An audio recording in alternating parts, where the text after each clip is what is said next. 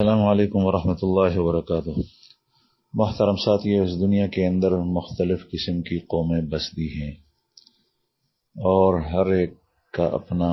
ایک راستہ ہے جس پر وہ چل رہے ہیں۔ ہندو بھی ہیں، یہودی بھی ہیں، عیسائی بھی ہیں، سکھ مت بھی ہیں، بدھسٹ بھی ہیں، دہریہ بھی ہیں۔ مختلف قسم کی قومیں اس دنیا کے اندر بستی ہیں اور ہر قوم کا ایک راستہ ہے جس پر وہ چل رہے ہیں، لیکن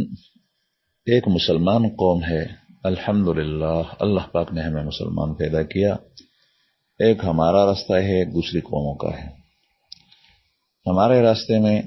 اور ہمارے مذہب ہے میں اور ہمارے دین میں اور ہماری شریعت میں اور دوسرے لوگوں کے مذاہب اور ان کے ادیان میں فرق یہ ہے کہ ہمارا دین اللہ جل جلالہ نے نازل کیا ہے اور دوسرے ادیان جو اس وقت دنیا کے اندر موجود ہے وہ خود ساختہ ہیں، ان کے اپنے بنائے ہوئے ہیں۔ ہمارا دین اور مذہب اسلام اللہ جل جلالہ کا پسندیدہ دین ہے اور دوسرے جتنے بھی اس کے مقابلے اور متوازی ادیان ہیں وہ سب اللہ کے ہاں مبغوض ہیں۔ جو ہمارا دین ہے، دین اسلام، اس کے احکام ہیں، اس کے قوانین ہیں، اس کے اصول ہیں، اور جو دوسرے ادیان ہے اس میں بھی شاید یہ چیزیں ہوں گی، لیکن دین اسلام ہر اعتبار سے مکمل ہیں۔ اس کے اصول اور ضوابط بھی مکمل ہیں اور اس کے فروعات اور جزیات بھی مکمل ہیں۔ کوئی گوشہ ایسا نہیں جو خالی ہو، جس کا کوئی حکم نہ ہو، بلکہ بعض لوگوں نے اس کو ایک مسخرہ بنایا، اضحوکہ بنایا کہ دین اسلام میں ہر چیز موجود ہے۔ چنانچہ ایک یہودی نے مدینہ منورہ میں نبی کریم صلی اللہ علیہ وسلم کے صحابی حضرت سلمان فارسی رضی اللہ عنہ کے سامنے آ کر یہ کہا کہ تمہارا ساتھی عجیب ہے، تمہارا پیغمبر عجیب ہے، وہ تمہیں ہر بات کا حکم دیتا ہے اور طریقہ سکھاتا ہے، یہاں تک کہ تمہیں پاخانہ کرنے کا بھی طریقہ سکھاتا ہے۔ تو حضرت سلمان رضی اللہ عنہ بجائے اس کے کہ شرمندہ ہوتے، ان کا رنگ لال پیلا ہوتا اور کہتے کہ واقعی یہ کتنی گندی بات ہے کہ پاخانے کا طریقہ آدمی سکھائے اتنا بڑا آدمی ہو کر، لیکن انہوں نے اس طریقے سے نہیں کیا، اس لیے کہ وہ رسول اللہ صلی اللہ علیہ وسلم کے صحبت یافتہ تھے اور آپ کے براہ راست شاگرد تھے اور آپ صلی اللہ علیہ وسلم نے ان کی اصلاح فرمائی تھی۔ چنانچہ اس یہودی کے جواب میں حضرت سلمان فارسی رضی اللہ عنہ نے ارشاد فرمایا کہ ہاں، ہمارا پیغمبر تو ہمیں سب کچھ سکھاتا ہے اور یہاں تک باتیں بھی وہ سکھاتا ہے کہ استنجا کا کیا طریقہ ہے، ہمیں یہ بھی بتاتا ہے کہ تم 3 ڈیلے لے کر جاؤ اور اس سے استنجا کرو، اور ہمیں یہ بھی بتاتا ہے کہ ہم قبلہ رخ ہو کر نہ بیٹھیں اور نہ قبلے کی طرف پیٹ کریں۔ یعنی سب کچھ انہوں نے جواب دیا اور اس میں اس بات کی طرف اشارہ تھا کہ یہ تو ہمارے دین کے کمال کی نشانی ہے کہ وہ ہر اعتبار سے کامل ہے، اور یہ کوئی ہنسنے اور مسخرے کی اور مذاق کی بات تو نہیں ہے کہ دین کے اندر ہر جزیہ موجود ہو، ہر چیز کا حل موجود ہو۔ تو بہرحال ہمارا دین اسلام کامل ہے۔ اس کے اندر ملنے اور ملاقات کے جو الفاظ ہیں اور طریقے ہیں وہ بھی بیان کیے گئے ہیں۔ چنانچہ آج کل مختلف قومیں جب ایک دوسرے سے ملتی ہیں تو 2 بندے آپس میں ملتے ہیں تو وہ مختلف قسم کے الفاظ کہتے ہیں۔ کوئی کہتا ہے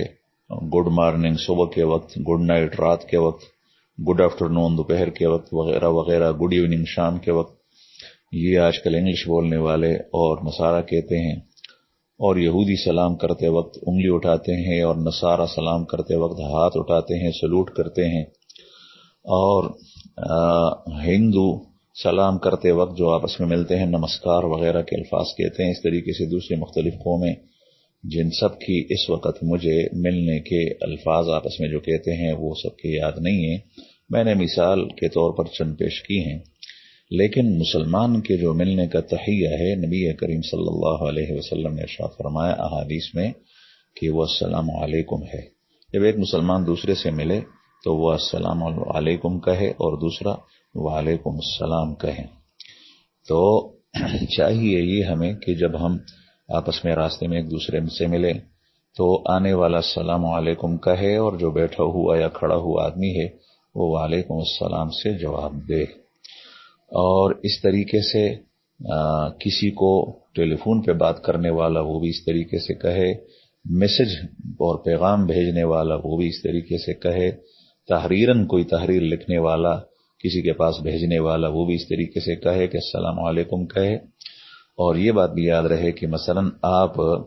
کو کسی نے سلام کیا تو آپ السلام علیکم جواب میں نہ کہیں، جواب کا طریقہ یہ ہے کہ وہ وہاں پر وعلیکم السلام کہا جائے۔ اس طریقے سے آپ کے پاس کسی کا خط آیا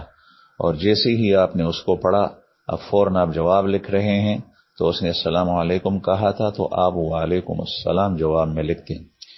ایک دوسری بات جس کا خیال رکھنا ضروری ہے وہ یہ ہے کہ عموماً ہمیں آج کل انگریزی میں، انگلش میں تو بڑی مہارت ہے، لیکن اپنی عربی جو قرآن کریم کی زبان ہے، نبی کریم صلی اللہ علیہ وسلم ہمارے پیارے پیغمبر کی زبان ہے، اہل جنت کی زبان ہے اور پیاری اور میٹھی زبان ہے، تو وہ ہمیں آج کل نہیں آتی۔ چنانچہ السلام علیکم لکھا جاتا ہے الف لام سین لام الف میم، یہ السلام، اور علیکم عین لام یا کاف میم، جبکہ اکثر حضرات السلام علیکم میں السلام کی جگہ پر اسلام علیکم لکھتے ہیں، جس کے معنی غلط بنتے ہیں، اور اس کے معنی یہ بنتے ہیں کہ تیرے اوپر اسلام ہو، تو اس کا تو کوئی مطلب ہی نہیں ہوا، بلکہ السلام علیکم کہنا چاہیے یعنی تیرے اوپر سلامتی ہو۔ تو الف کے بعد لام لمبا لکھنا چاہیے، پھر اس کے بعد سین لکھا جاتا ہے۔ عموماً یہ لام اکثر حضرات، اکثر ساتھی نہیں لکھتے، الف کے بعد فوراً سین شروع کرتے ہیں، تو یہ طریقہ جاننا ضروری ہے۔ ہمارے لیے ہنسی کی بات یہ نہیں ہے کہ ہمیں انگلش نہ آتی ہو اور ہمیں دوسری قوموں کی زبانیں نہ آتی ہوں، بلکہ ہمارے لیے سب سے بڑی شرمندگی کی بات یہ ہے کہ ہمیں عربی کا یہ لفظ جو عام مشہور ہے اور ہم ہر زبان میں ہوں وہ بولتے رہتے ہیں، وہ ہمیں نہ آئے۔ اس طریقے سے جو ہماری قومی زبان ہے اور اس طریقے سے جو ہماری مادری زبان ہے وہ ہمیں نہ آئے، تو یہ ہمارے لیے شرم کی بات ہے۔ تو بہرحال السلام علیکم کہنا چاہیے، بات ختم ہو تو تب بھی السلام علیکم کہنا چاہیے، بات شروع ہو تو تب بھی السلام علیکم کہنا چاہیے۔ یہ پہلے بھی بیان ہوا تھا، اس پر ایک پیغام شائع ہوا تھا کہ السلام علیکم کے اندر اللہ کا ذکر بھی ہے، دعا بھی ہے، اور اپنی طرف سے ایک مسلمان کو مطمئن کرنا بھی ہے اس بات سے کہ میری طرف سے آپ کو انشاءاللہ کوئی پریشانی پیش نہیں آئے گی، آپ میری طرف سے یعنی سلامتی سے ہوں گے، اور اللہ تعالیٰ کی سلامتی ہو تم پر، اور تم تمام بلاؤں اور شرور سے محفوظ اور سلام کے ساتھ رہو۔ تو یہ اس میں ذکر ہے، دعا ہے، اپنی طرف سے اطمینان اور امن کا پیغام دینا ہے۔ جب وہ آپ کو وعلیکم السلام کہے گا تو اس کی طرف سے پیغام ہے، تو لہٰذا اس کی بجائے دوسرے قسم کے الفاظ جو آج کل مسلمان کہتے ہیں، مثلا ملتے وقت یا جدا ہوتے وقت یا بائے بائے کے لفظ کہیں اور ٹاٹا کے لفظ کہیں اور ہاتھ اٹھائیں اور انگلی اٹھائیں اور اس قسم کے دوسرے الفاظ کہیں، تو اس سے اجتناب کرنا چاہیے۔ بعض الفاظ تو وہ ہیں کہ جو دعا ہیں، مثلا اللہ حافظ آپ کسی کو کہتے ہیں تو یہ دعا ہے، لیکن سلام کے جو آداب ہیں وہ اس میں پورے کے پورے نہیں پائے جاتے۔ سلام کے اپنے فوائد ہیں جو اللہ حافظ سے حاصل نہیں ہوتے، لیکن اگر اس کی جگہ پر ٹاٹا اور بائے بائے کہا جائے اور ہاتھ نصارہ کی طرح اٹھایا جائے اور انگلی یہودیوں کی طرح اٹھائی جائے، تو پھر تو وہ دوسرے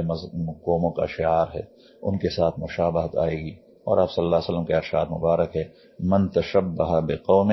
فہو من، جو کسی قوم کے ساتھ مشابہت اختیار کرے تو وہ انہی میں سے ہوگا۔ تو ہمیں چاہیے کہ ہمارا مذہب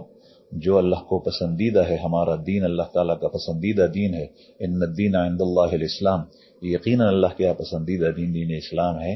اسی کے اوپر ہمیں عمل پیرا رہنا چاہیے، اور اپنے پیارے پیغمبر صلی اللہ علیہ وسلم کی سنت اور ان کی شریعت کا اتباع ہر کام میں کرنا چاہیے۔ اللہ تعالیٰ ہمیں توفیق عطا فرمائے اور ہمارا حامی و ناصر ہو۔ السلام علیکم۔